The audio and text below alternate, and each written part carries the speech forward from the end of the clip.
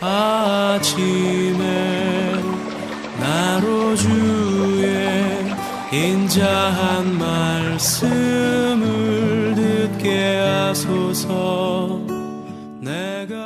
성도 여러분 안녕하세요. 수요일입니다. 오늘도 하나님의 은혜가 여러분들의 삶의 자리 가운데 가득하기를 간절히 소망합니다. 제가 말씀한 곳 봅니다. 예레미야서 35장 16절부터 19절까지의 말씀을 제가 봉독해 드립니다. 레갑의 아들 요나답의 자손은 그의 선조가 그들에게 명령한 그 명령을 지켜 행하나 이 백성은 내게 순종하지 아니하였도다. 그러므로 만군의 여호와 이스라엘의 하나님께서 이와 같이 말씀하시니라. 보라, 내가 유다와 예루살렘의 모든 주민에게 내가 그들에게 대하여 선포한 모든 재앙을 내리리니 이는 내가 그들에게 말하여도 듣지 아니하며 불러도 대답하지 아니함이니라 하셨다 하라. 예레미야가 레갑 사람의 가문에게 이르되 만군의 여호와 이스라엘의 하나님께서 이와 같이 말씀하시기를 너희가 너의 선조 요나답의 명령을 순종하여 그의 모든 규례를 지키며 그가 너희에게 명령한 것을 행하였도다. 그러므로 만군의 여호와 이스라엘의 하나님께서 이와 같이 말씀하시니라. 레갑의 아들 요나답에게서 내 앞에 설 사람이 영원히 끊어지지 아니하리라 하시니라. 아멘. 아브라함과 그의 조카 롯이 하나님의 은혜 가운데 많은 양떼를 거느리게 됩니다. 아브라함이 롯에게 양떼가 많아져서 목동들끼리 자꾸 다투는 일이 벌어지니 우리 이제는 헤어져야 되겠다 라고 말하면서 롯에게 먼저 선택권을 줍니다. 네가 우하면 내가 좌하고 네가 좌하면 내가 우할 테니 네가 먼저 갈 땅을 선택하거라 라고 말합니다. 그때 롯이 눈에 보이는 푸르고 또 풍요롭고 또 그 당시에 소돔과 고모라 성이 얼마나 즐거움이 풍요로운 또 쾌락의 도시인지 알고 있는데 젊기 때문에 그런지 몰라도 이 롯이 그 소돔과 고모라를 선택해서 갑니다.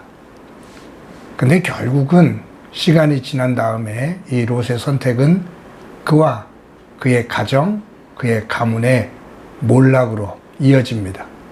왜냐하면 그의 선택이 하나님 중심이 아닌 눈에 보이는 것을 중심으로 한 그러한 선택이었을 때 결국은 무너지고 맙니다.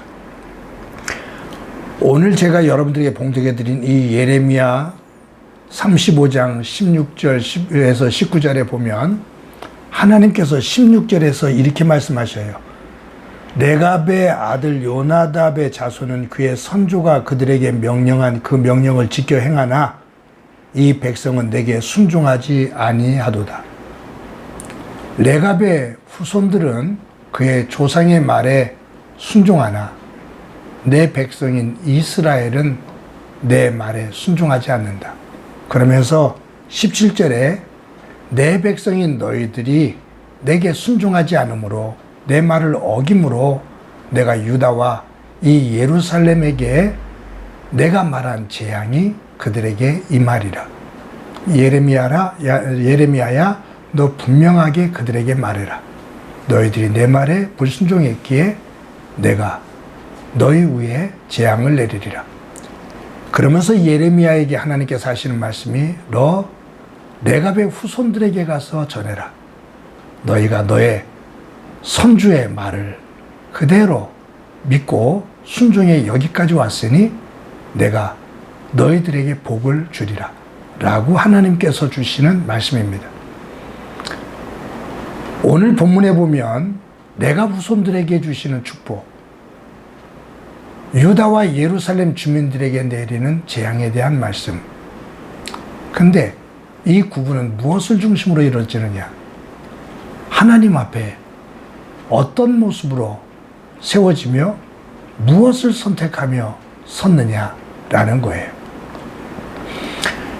여러분, 어제도 말씀을 드렸지만 이 레갑의 후손들이 모세의 장인 이드로 그 계열 사람들입니다.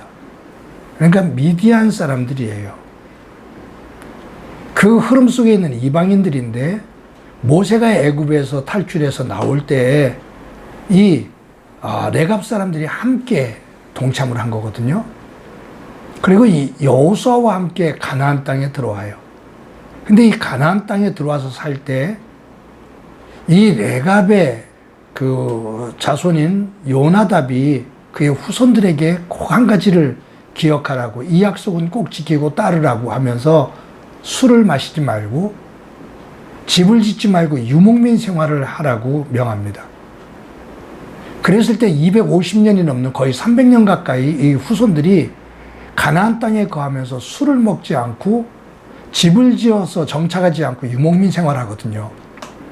근데 요나답이 그의 후손들에게 왜 이와 같은 명령을 했을까? 한번 생각해 볼 필요가 있습니다.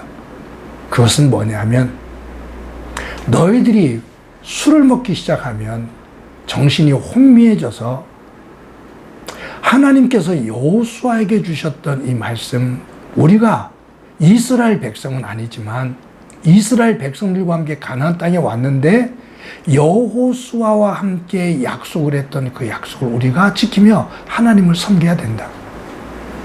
그런데 너희들이 술을 먹기 시작하면 너희들의 마음이 흐트러진다.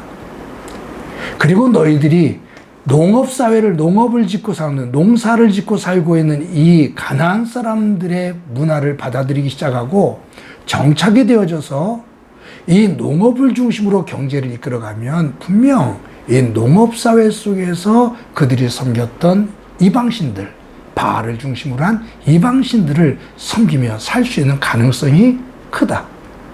그러니 시작부터 너희들은 이들이 우상을 섬기는 이 문화에 발을 들여놓지 않도록 너희들은 유목민으로 하나님만을 섬기며 살아가거라 라는 의미에서 준 명령인 거겠죠. 250년, 300년 가까이 이 레갑의 후손들은 거친 광야에서 유목민으로 살아갑니다. 그다음 바벨론이 쳐들어오잖아요. 무너져요. 그래서 그들이 예루살렘 성 안으로 들어와 난민처럼 삽니다. 예루살렘으로 들어와 난민처럼 살고 있는 그들에게 하나님께서 여호수아를 예레미야를 통해서 포도주를 줘봐라. 근데 그 어려움 속에서도 포도주를 안 마셔요. 왜냐하면 조상들과의 약속을 지키기 위해서입니다. 이 모습을 보면 하나님께서 이스라엘 백성들에게 하는 말이에요. 이방인임에도 불구하고 이 땅에 들어올 때 했던 나와의 약속을 지키기 위해 철저하게 저와 같이 사는데 내 백성이라고 말하는 너희들은 내 말을, 나와 만들었던 약속을 헌신짝처럼 버리는구나. 내가 조상들과 함께 약속을 지키며 하나님 나를 두려워하는 내가 후손들을 내가 분명 지켜주리라. 그러나 나와의 약속을 헌신짝처럼 버리며 나를 떠나며 불순종한 유다와 예루살렘 주민들에게는 내가 말했던 대로 재앙을 내릴 것이다. 축복과 재앙. 그 이유는 다른 것이 있는 것이 아니라 어떤 선택을 했느냐라는 거예요. 하나님 중심의 순종의 선택을 했느냐, 아니면 잠시의 편한 것, 풍요로운 것, 안전한 것, 이것을 위한 선택을 했느냐. 사랑하는 성도 여러분, 저와 여러분이 오늘 하루를 살아갈 때 우리에게는 매 순간에 선택이 있습니다. 시간이 지나며 우리의 선택이 하나님의 축복의 자리에 설 수 있는 레갑의 후손과 같은 신실한 믿음의 선택의 자리에 서서 하나님께 영광을 돌리고 그 후에 주시는 하나님의 은혜 가운데 거하기를 간절히 소망합니다. 한번 기도합니다. 하나님의 은혜를 감사합니다. 오늘도 저희들 하루를 살아갈 때 순간순간마다 선택을 하며 결정을 합니다. 우리의 선택이 어리석은 선택, 하나님과의 약속을 쉽게 변질시키며 헌식짝처럼 버리는 선택이 아닌 내가 후손들처럼 신실함을 가지고 어려움 속에서도 하나님을 중심으로 한 선택이 되어 복의 주인이 되시는 하나님으로부터 복된 자리에 서는 저희들이 되도록 은혜 베풀어 주옵소서. 예수님의 이름으로 기도드립니다. 아멘.